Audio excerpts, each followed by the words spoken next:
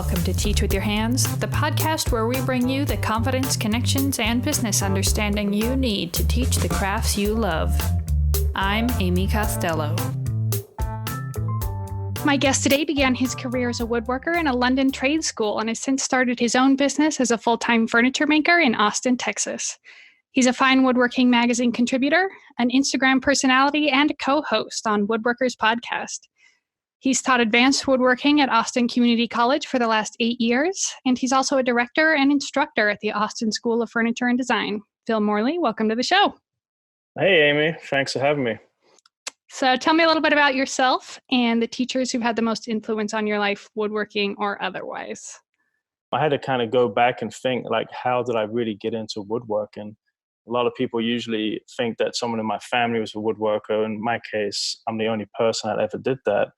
But it's really not a romantic story. I got into woodworking kind of out of necessity, somewhat of a survival, being heavily dyslexic, a very bad attitude, getting a lot of trouble as a teen.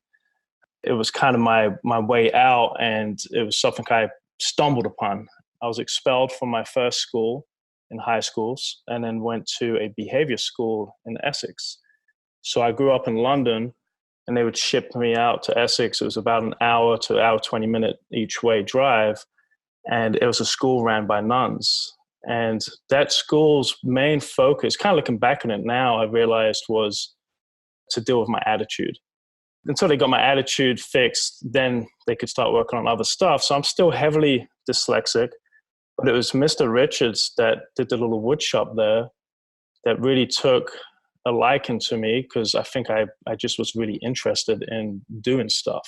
So he would just let me be in the shop as much as I wanted. It kept me out of trouble. First time I was told I was good at something. He may have been lying, but it kept me on that path. And when you're a troubled teen and you're being told that you're actually good at something, it's kind of a different feeling. So for me, it started out with Mr. Richards. And from that, in England, you get set on two different paths. At the age of 15, they kind of assess you and see if you're going to go to sixth form college. And that puts you on an academic path. And I was not going to sixth form college. I was heavily dyslexic, and I really had no interest either. But then you had the option to go to trade school. And so at the age of 15, I went to a trade school 1 day a week for a year.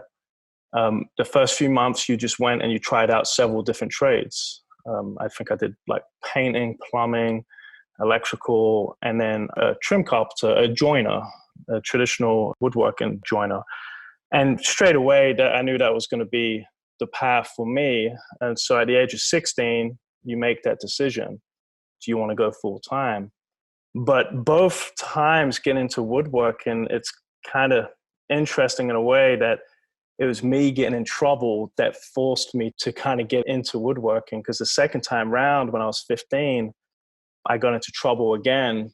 It was nothing sinister. I mean, it's just stupid stuff, 15-year-olds in a bad neighborhood.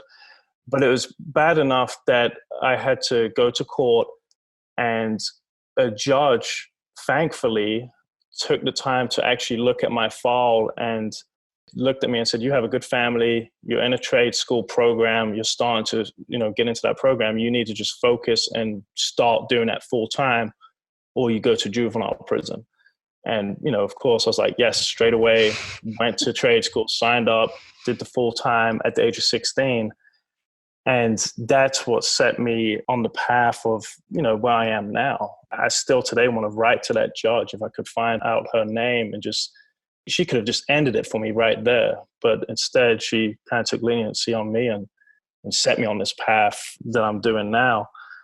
And I think there's always mentors. And there was Ricky Wood and Noel Murphy. Looking back at it, I kind of understand now that I teach too.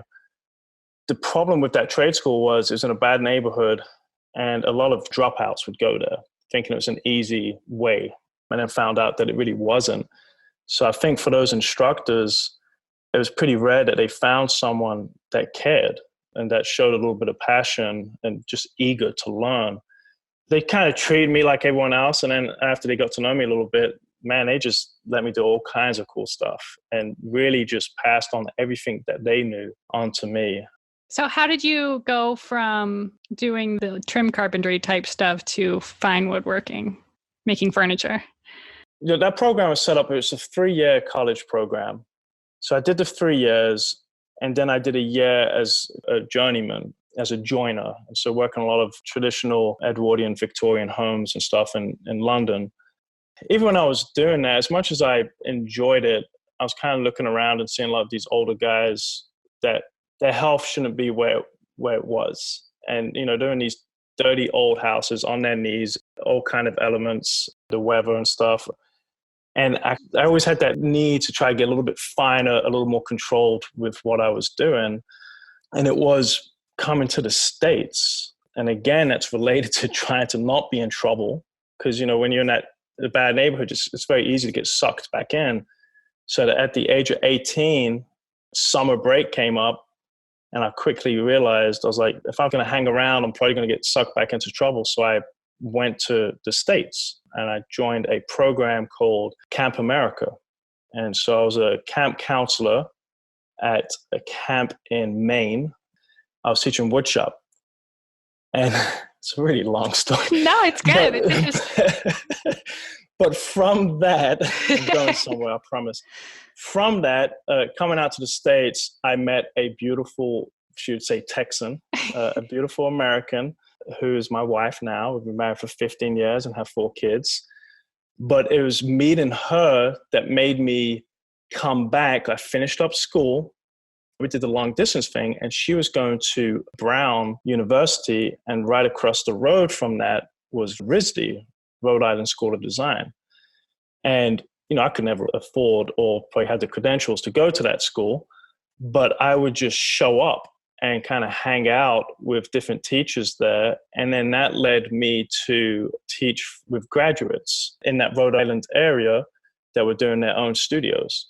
So I would come out every summer and every opportunity I could, because I was probably getting more money then than I am now as a chippy. And I would just save that money up and I would fly out, and my wife would be taking summer classes. And so I would just go apprenticeship or just hang out at a shop for free and work and do stuff and learn. But that's what really opened my eyes to studio furniture, really fine kind of art furniture, and realized where you can take this craft. So that's probably what the eye-opening thing was for me.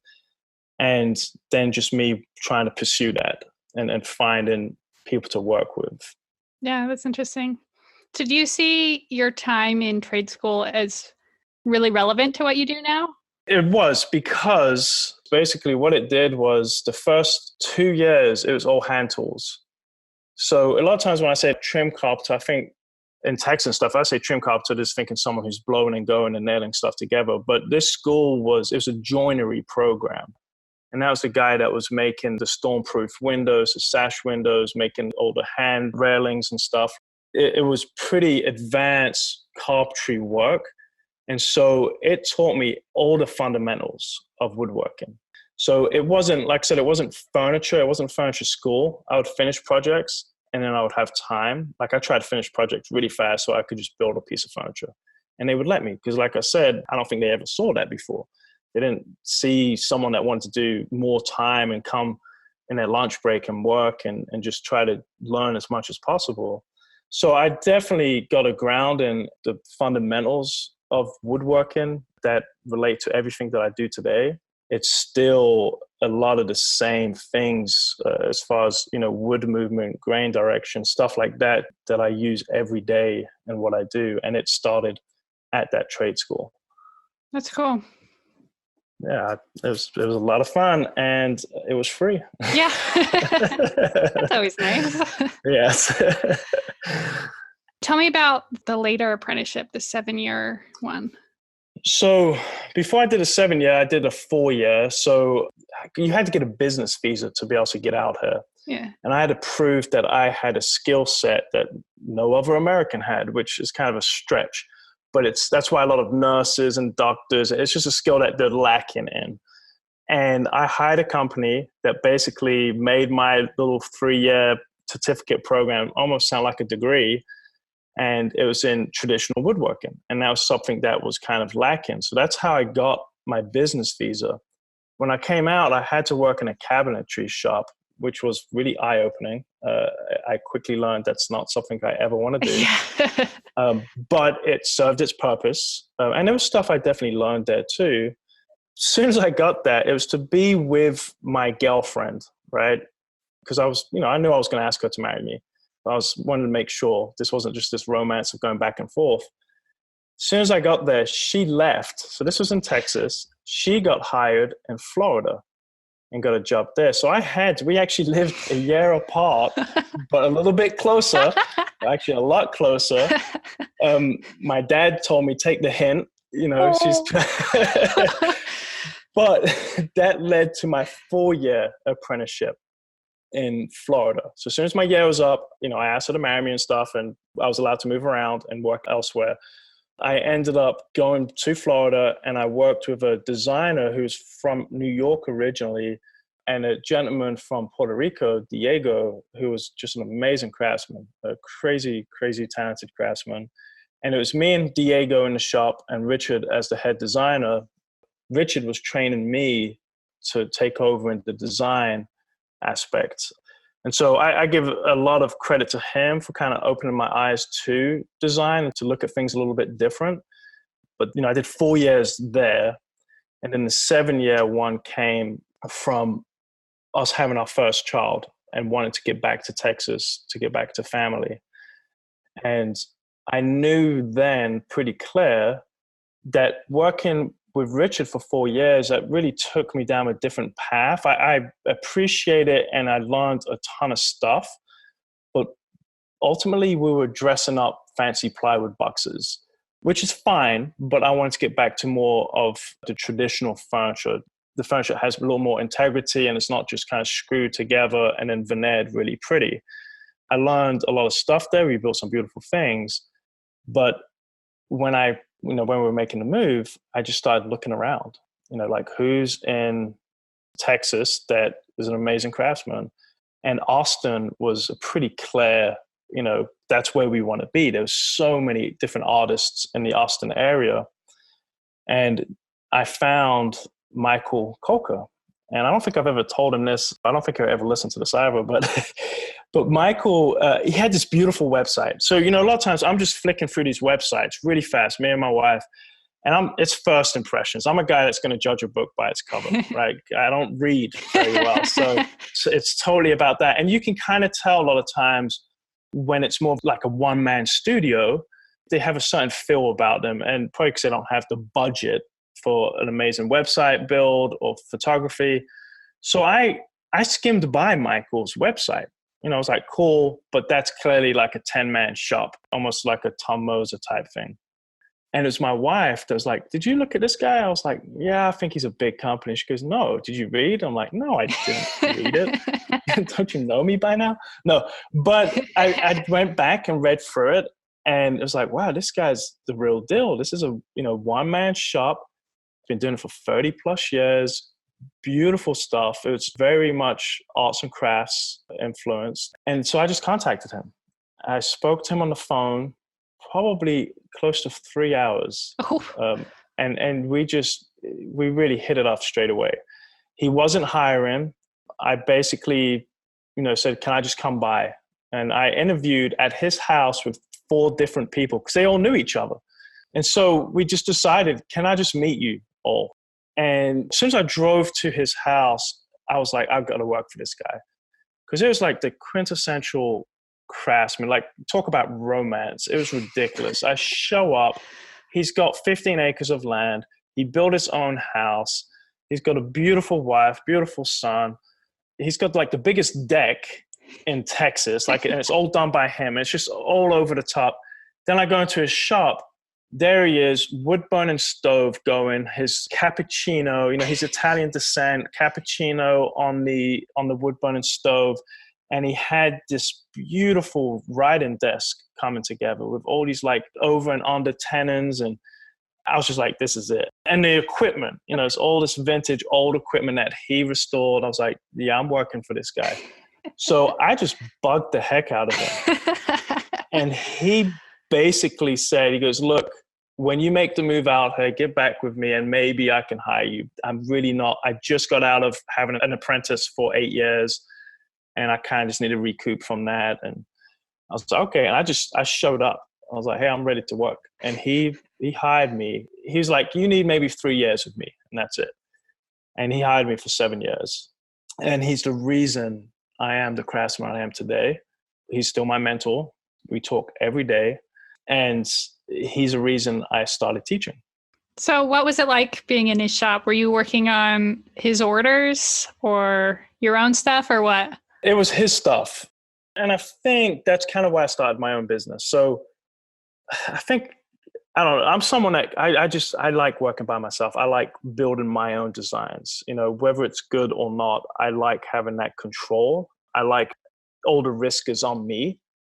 So yeah, working on his designs. Towards the end, we started doing some of my designs. We built my rocking chair at his place. And I think we did a couple, like a bed and a nightstand of mine. But I always knew I wanted to do my own thing. And he knew that deep down. When I left, he was a little upset because the way it kind of happened, it happened pretty fast, but it was more of a miscommunication. At the time, I was told I had cancer. And what that did to me was, for some stupid reason, it made me start my own business. I was like, you know what? I'm doing this now. And that makes absolutely no sense. Luckily, I did not have cancer. I had some weird health stuff, but it forced me to kind of just do this. I was like, I'm going to do it. Screw it. And I was terrified. I also had a 20-hour lab tech job. So I had that little security. And then I just started my own thing. And the reason for that is so I could design and do my own thing. Every furniture maker I know, that's kind of the way they are. They want to be doing their thing. And I know my mentor now, he comes in and he's super impressed with what I do. And he's the reason I'm doing what I'm doing now, and I know he takes a lot of honor in that. So it's a cool relationship to have and to continue to have, Yeah, that sounds really cool. So how did that experience and your experience as a young person, how does that affect how you teach now? Well, again, because I teach at a community college, I do get those kind of kids that are somewhat troubled. And so I feel like I can definitely relate to them and they warm up to me a lot easier, I think, because of that. As far as how does that affect how I teach, I think it's just understand that everyone learns a little bit different, because I was that kid for sure, and letting them kind of find their voice, like find their way of how to learn and just have patience with people for sure. I heard you say on the Woodworkers podcast something about how helping troubled youth by getting them into trade programs is a real need in the US. Can you elaborate on that? A lot of my friends in prison or dead that I grew up with in England.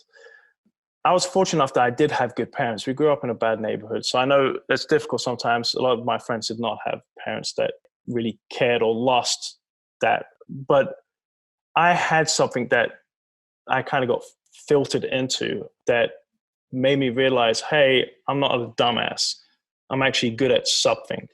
And I think that's what they want a lot of times, So they just want to be good at something. And if we're losing those trade schools, we're going to lose that. And we need the trades. We all know that you can make a good living and not have a degree. So it's my saving grace. It is why I am who I am and where I am now. The fact that I get to write for magazines and I get to travel and teach. My father passed a little while back, but they honestly thought I was going to be in prison at some point. My siblings, just look at me and are like super excited for me. And they thought for sure I was going to end up in prison. And if it weren't for that trade school, I probably would have. That trade school took me off the streets. It gave me a kind of a calling, it gave me something that I could call mine. And that's all I wanted. I thought, because I was stupid and I had issues. So people would tease me and I would fight. That's all I knew how to do. And so when I was doing the trades, I was like, hey, I'm good at this, you know? So I really do think, at least in my area, I know it's different everywhere, there's not really in-depth trade schools anymore that I see. You know, mine, like I said, it was a 3-year program. You came out of that program with a card that said you were certified at this level. It was your choice. You could do 1, 2, or 3. That meant you got paid good money straight away. And at the end of, we never call it graduation, but I know over here it's like graduation. You just finished. They like say, get out. But we would have scouts. So people would be coming in and basically scouting for their companies. And that's how I got hired for an amazing company, TJ Lowry, that does beautiful, beautiful work. And they basically would speak to instructors and stuff and say, well, who do you think's a good match? And they lined me up. So I came out without even being able to read properly and stuff, and I was getting paid good money. So it's a huge thing. And I think we need to get it into more inner cities and stuff for sure. So tell me how you got involved with the Austin School of Furniture and Design. So that started by a student. And actually, I knew this was coming, this question, but I thought he was one of my students. He wasn't. He was Michael's student. So my mentor, Michael Kolker. We both teach at ACC, Austin Community College. And so he was a student of his. And I believe at that time, I was still lab teching, or I had a class that overlaid and I got to meet this guy. And the first thing, his name's Austin Waldo. I walked by him and he kind of looked like Matt Kenny. And so I just said, hey, Matt Kenny. And I just walked right by. He ended up coming back the next day. And I was like, I had to look Matt Kenny up. I kind of do look like him. So we just started talking from that point. And he looked up my work and me on Instagram and stuff and basically said, hey, I think I can help you do a YouTube channel. Do you want to do a YouTube channel? And at the time I was like, hell no, I don't want to do it. Crazy. And he said, I'll do all the video. I'll do the editing. I'll do everything. I said, sure, let's do it. Why not? And so we did it, and it was kind of fun and exciting, but it was a lot of work. It was a ton of work. And so the program I teach in, there's like 3 different classes you can take. And then that's it. There's nowhere else to go. And, let's face it, you're taking 3 classes. How long are they? 16 weeks? Yeah. You're still basically a beginner. Yeah. That's all there is out here in Utah, too. That's the problem I'm seeing. And we're kind of doing that too, but we hope that it's going to go further. So he basically turned around and said, there's really not much for me to do, and I want to continue learning. I really want to start a woodworking school. You want to start this with me? And I was like, man, I'm not starting a woodworking school, but you're the guy that will make it happen. Because he has like a kind of a business background and marketing and stuff. And he's, no kids, he's married, but it's like, yeah, you've got the time and you have a good paid job. You can make it happen. I know many woodworkers, or known of many woodworkers, like, we need to make a woodworking school. A woodworker should not be running a woodworking school. Well, and I say that, I know that's not necessarily true. You need someone else, but most of us are not businessmen. Yeah. Most woodworkers I know, they barely know how to run their business, never mind trying to run a school. So he kind of brought it up, and I was like, I will do what I can to help you out, for sure. And man, he made it happen. I keep calling him a kid. He's older than me probably, but it's unbelievable the energy he has not having any kids, and so he kind of rented this little space out of a co-op shop, and it was just like a tiny little room, and we did some like fundamental little classes. We didn't have any power tools, so some hand tools and stuff. And it's grown a lot from that, and it hopefully continues to do so.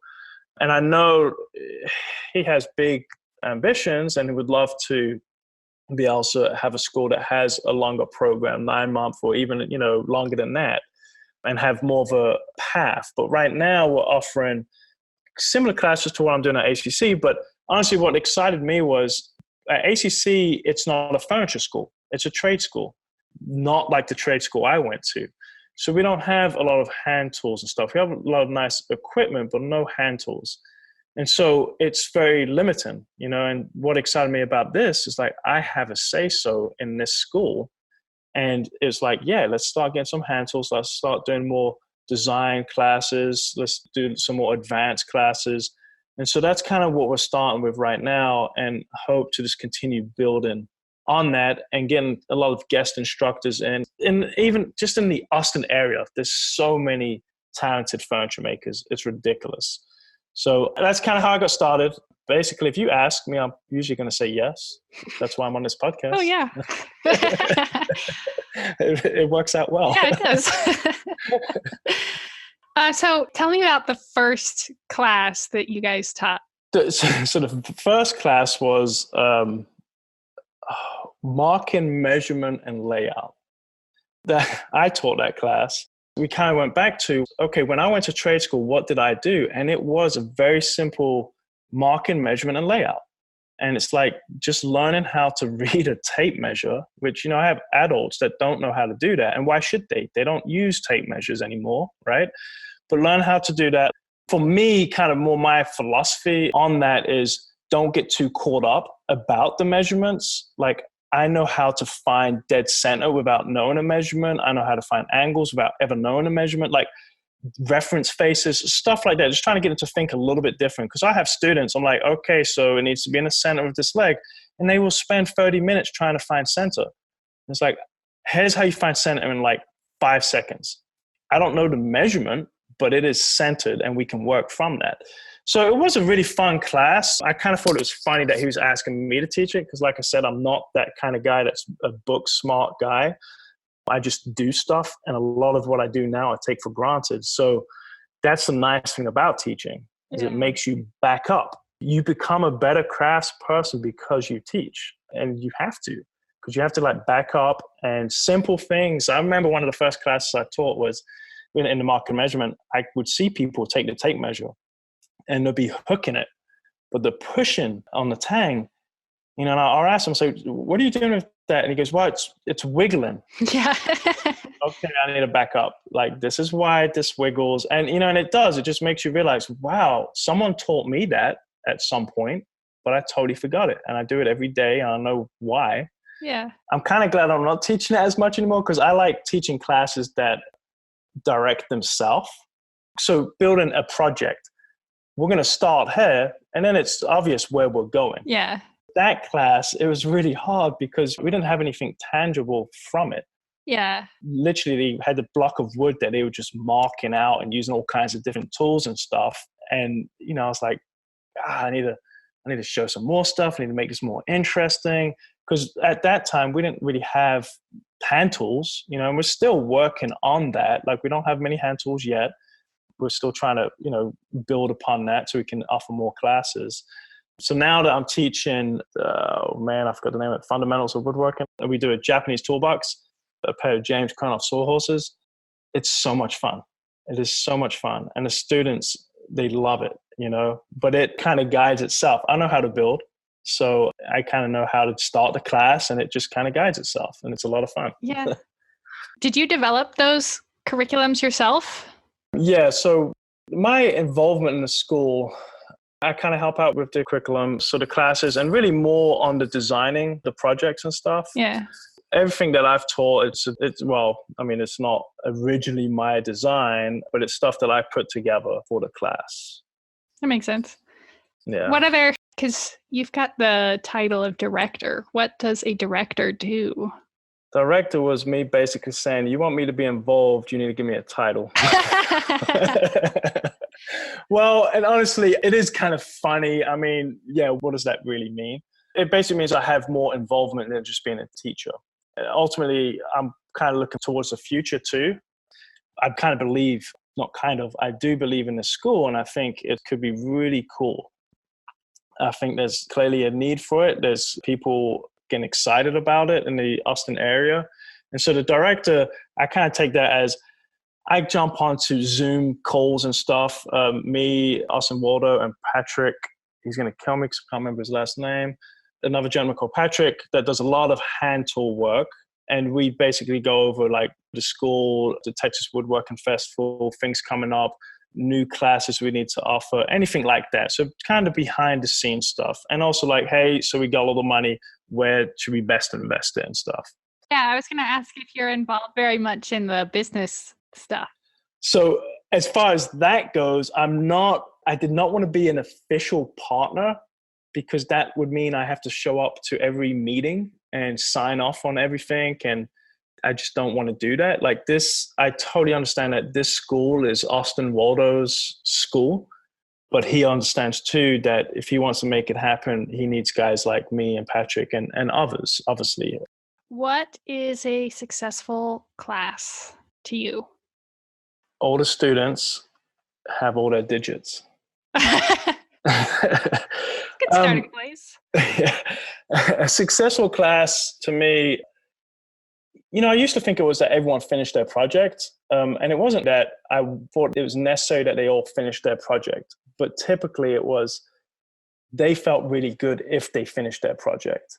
So I think that is important because I've been around teachers that never finish their projects and the students are never happy. Yeah. Because they want to have this thing they've been working on 16 weeks and they want to, be able to give it to someone or have this to show, something to show for, right? But mainly, I really think it's just that they had a good time. Obviously that everyone's safe and there's no accidents, but that they had a good time, they're inspired, they're motivated, and they want to take more classes, and they feel it kind of demystifies the whole thing. It's like, you can do this, I think on Instagram, and I'm to blame too, but it's a lot of times you go on there and it's just like, oh, look at this. I wish I could do that one day. This is so amazing. I could never do that. It's like, no, you can do it. It's just break it down step by step. It's all the same. Everything's been done before. There's no such thing as an original thing out there. So for them to come take a class with me and at the end of it feel empowered to go and continue to do this, that's a success. I want people to have fun. People in my class laugh a lot. Usually at me, not with me, but yeah, you got to have a good time and not take it too serious. Awesome. Have you had any surprising experiences? Surprising experiences. Making friends and becoming mentors to people. I have a lady I first met, Amanda Russell, Sawdust Woman on Instagram, who I first met at ACC. She ended up coming out and she still comes out with me and works in my shop, and we've become good friends, and I've become a mentor to her, and I take a lot of pride in that to help kind of set her on her own path. She is also my TA at Austin School of Furniture. So it's always amazing to me just the folk you get to meet and the willingness. If you share your story and your passion, how much people, if they can, how much they will help. Man, people that just come out to your house and raise your freaking barn if you want. It's amazing. It's amazing when you share your story with people, how people respond. I've had a lot of students become clients. That was always surprising to me. I was like, you kidding me? Like, dude, I ask for a dining table and I'm thinking, this is probably not going to work out. And usually it's money. And, they understand and they appreciate and they value what I do and what I give back. And they become clients of mine. That to me is probably one of the biggest surprising things that I've got from teaching and making good friends. It's really fantastic. Yeah. Fantastic community for sure. What kind of students is the school attracting? So, as you would imagine, it's pretty different from my ACC gig. Yeah. So ACC, we get a lot of, we get a mixture, but there's a lot of young people and they're usually veterans. And with the Austin School of Furniture, we get a lot of professionals. So a lot of people that are kind of desk jobs, I guess. And so they're sitting down, looking at computers, and they're wanting to do something with their hands. Whether they've had a little experience in the past with a grandfather or someone in their life, but then they heard about the school and was like, you know what, that'd be really cool. I want to go do something. And I think it's the feedback they get from doing woodworking or anything, any trade. It's automatic. You're getting that feedback when you're hand planing or sending a piece across a joiner. It's that connection that's firing with your hands and your brain. You don't get that if you're just sitting at a computer all day. And you're getting to take something raw and turn it into something. And so they just get so excited, about some of the most basic stuff, again, that I kind of just take for granted now. And I look over and I'm just like, that's so cool. That's amazing. So that goes into that. What? I did that, so it's pretty awesome. But most of them are professional. We have architects, engineers, accountants. That's, I think a lot of them sit at desks as the impression I get. And I ask them, I'm like, why do you want to do this? And it ranges to, you get people that say, I want to have a hobby because of my day job. I am sitting just looking at a computer. I have a home. I want to try to start doing stuff. And I think it'd just be good to learn some basic skills. And then there's people that they want to make a life change. And I try to talk them out of it. It's like, you realize. No, but we do. We get people also, not as much right now. There's been a couple, but again, we're still very new in this program. But there are people that want to get more involved in it, and whether they're going to retire and then take it on, or just totally quit their job because they hate it and take it on. It's really interesting, the dynamic of different students that we have. What percentage of them are the ones who want to actually become full-time makers? So right now, I would say not much, not many of them. And, again, the class I'm teaching meets 1 day a week. And so I think you'll find if you have a 9-month program, stuff like that, that's where you're going to start getting people that are like, I want to really do this. Right now, it's probably a handful of students that I've had, if that want to do it. A lot of them are very clear and understand that there's not much money to be made. So if they can keep their job that they're relatively happy with and then have this as a side hustle or just as a hobby to build furniture for their own home and stuff, then that's what they want to do. I think in the class I have going on, I'm teaching 2 classes now. So there's 16 students. I believe there's 2, out of both those classes, there's 2 students that are actually seriously wanting to get into this as a profession. And they don't necessarily know. I know one of them, they don't know if they want to be a furniture maker. They just know they want to do some type of art form. And so this particular student's taking some other classes too, metal and different things. So she's trying to, like me with a trade school, you went and took several different trades. So she's trying to figure out her medium. Yeah. Are your classes during the day or are they evening classes? It's evening classes, yeah. So it starts at 6 to 10 o'clock at night. All right. So 4 hours once a week? 4 hours once a week for now. That works well for me too, because I'm trying to run my full-time business too. That makes sense. Yeah, and again, because we are teaching these little classes, the people we're looking at are professionals. They're adults for the most part, and they have jobs. So any earlier, it's hard for them to get to the school on time. Now, we do offer some weekend classes too. And so I know we have like a marquetry class. We had Matt Kenny, as you well know of. He came out and taught a week-long class and a weekend class. So there'll be more of that. I think the problem is at the moment, if we teach a week class and we offer it up in a few months as a week class, we won't fill it. So it's going to have to be very scheduled out in advance, because the week classes are usually, if someone's taking a vacation. Yeah. If they have a full-time job, that's going to be their vacation. That's a big commitment. Yeah. So until we start working on a program that has more of a path, I don't think we're going to have much of people that really wanted to do it as a profession. Yeah, that makes sense. Do you guys have a plan for transitioning into having a full-time program?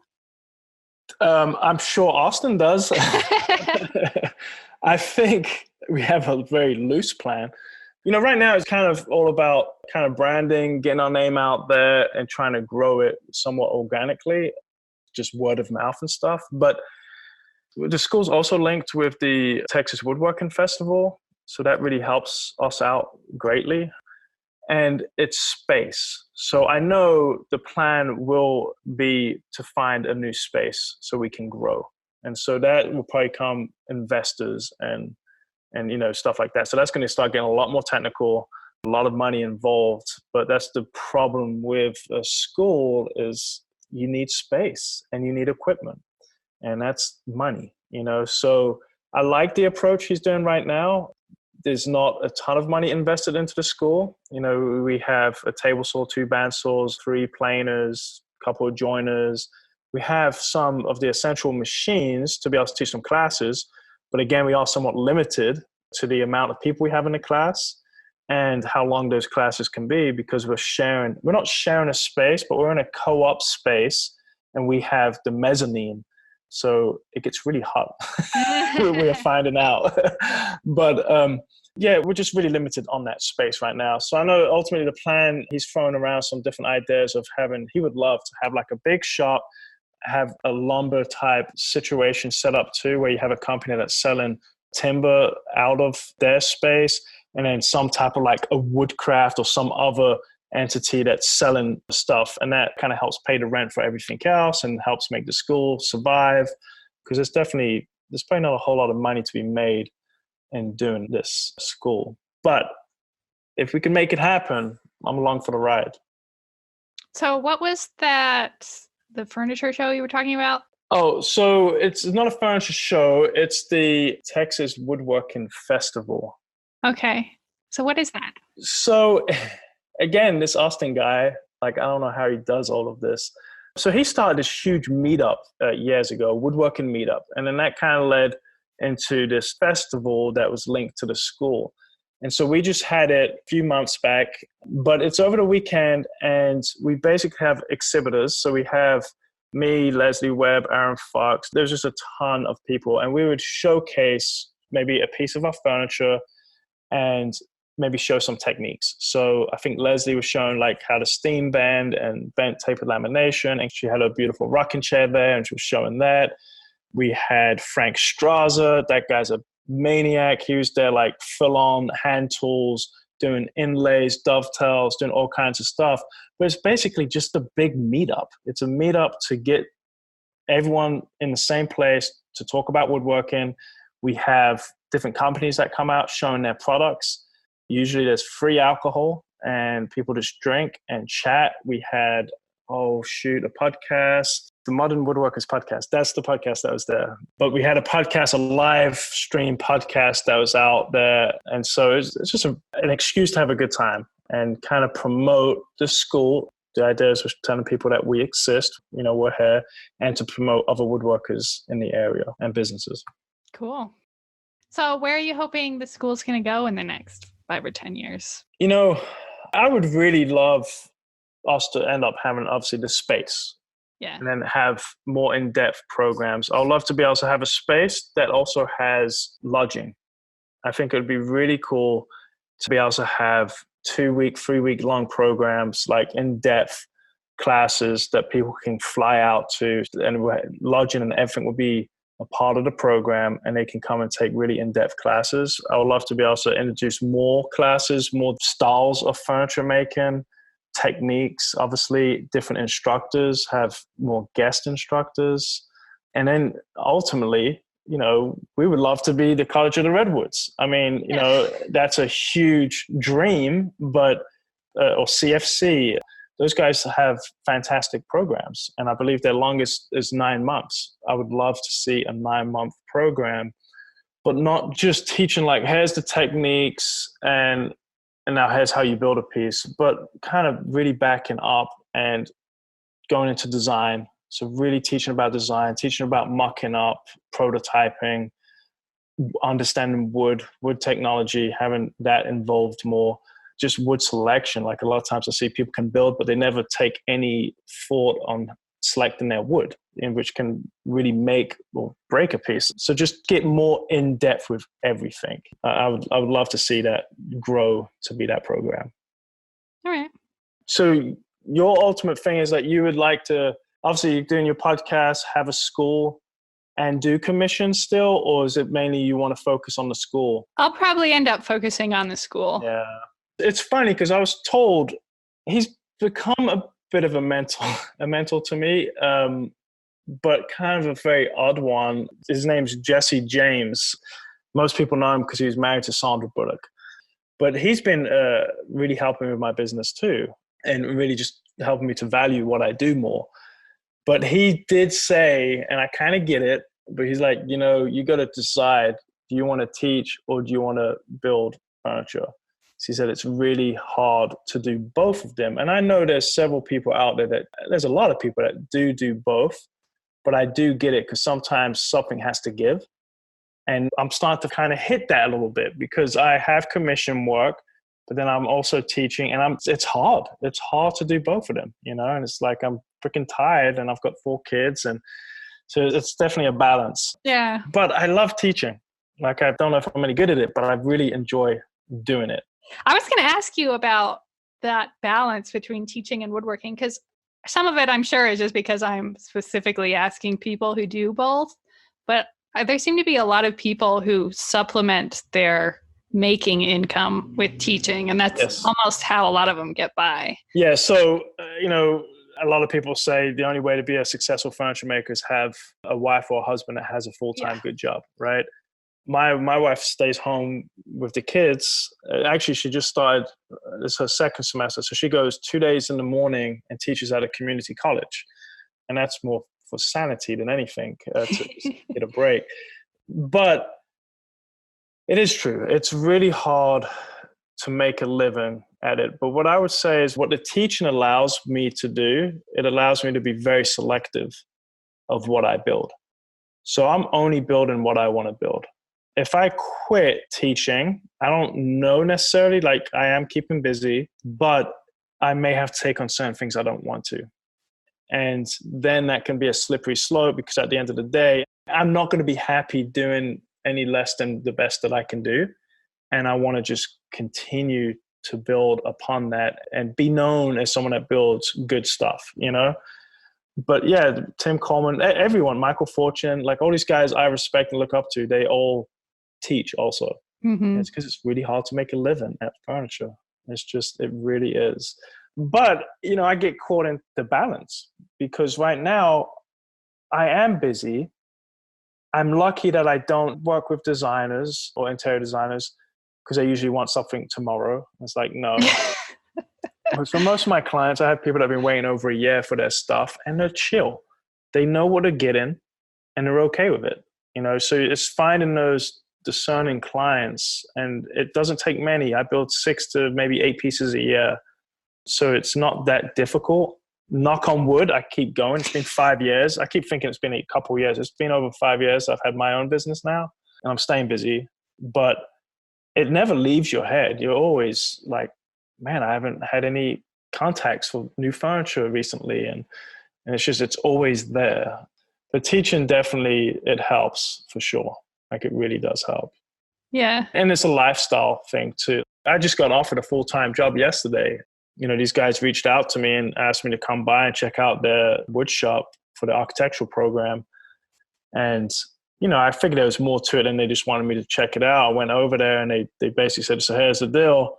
The 2 gentlemen I was talking with are retiring and they want someone to start running their shop. And, they said, we think you would be a really good candidate, but it's 9 to 6 and I don't see my family. And I'll be home every night at 7:30 to 8 and my kids will be in bed, So even though it probably pays pretty well and it has benefits, I think you end up losing a lot too. So for us, the fact that my kids are right there, hey, let's go swimming at lunch and let's go to the river and I'll work a little later tonight and have that balance. It's totally worth it. And most people I know that teach and build beautiful things, they say the same thing. It's kind of a lifestyle deal. I would love to make more money, sure. But anytime we make more money, we just spend more. So what's the point? It's like it never seems to be enough. But yeah, so teaching helps me to be selective. That's how I like to look at it. Yeah, that's interesting. Well, I think that's a good place to wrap it up. Why don't you tell me where people can learn from you? All right. So Instagram, Philip Morley Furniture. Okay. I do have a YouTube channel, but I really don't do much with it. I do have some kind of cool stuff up there, I think, but that's Philip Morley Furniture too. My website, Philip Morley Furniture, everything's Philip Morley Furniture, not very original. Well, it makes it easy to find you. It makes it easy to find. That's what it's all about. And, you can go to the Austin School of Furniture and Design and check it out, look at the instructors and the upcoming classes that we have there. And I will also be at the Mark Adams Woodworking School in Indiana, teaching a class coming up this August. I think there's a few spots still available. I'll be building my lounge chair. 7-day long class. So yeah, that's pretty much it. Awesome. Yeah. Well, thanks for being on my show, Phil. Well, thanks for having me. I really appreciate it. It was a lot of fun. If you like this episode, you can visit us on iTunes and give us a rating. You can also find us on Instagram and Facebook at TWYH Podcast.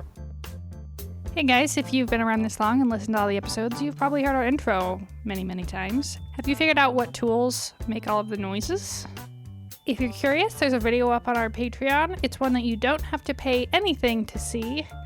It'll be the little intro video at the top of the page when you go visit the website, patreon.com/TWYH.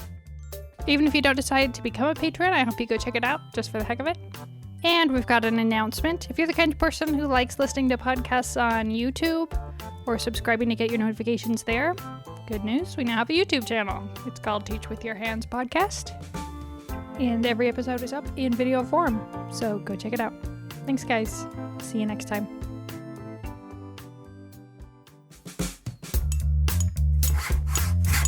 Teach With Your Hands is produced by Amy Costello. The music is Admin by Poddington Bear. Hear more at soundofpicture.com.